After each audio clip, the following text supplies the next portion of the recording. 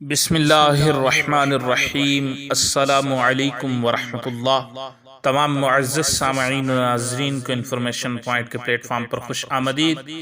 سامعین و ناظرین، ہماری آج کی ویڈیو کے اندر ہم جانیں گے رسول کریم صلی اللہ علیہ وسلم کا وہ فرمان جس میں آپ نے ارشاد فرمایا کہ جمعہ کے دن اور رات میں 100 مرتبہ اگر یہ چیز پڑھو گے تو اللہ تبارک و تعالی تمہاری 100 حاجتیں پوری فرمائے گا۔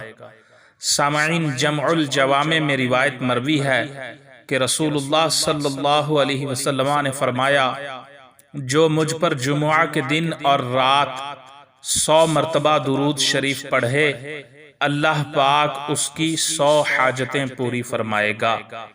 سامعین، جمعۃ المبارک کے دن جو 100 مرتبہ درود پاک پڑھے گا، اس حدیث پاک کے مطابق اللہ تبارک و تعالی اس کی 100 حاجتیں پوری فرمائے گا۔ یہ جمع الجوامع میں روایت مروی ہے۔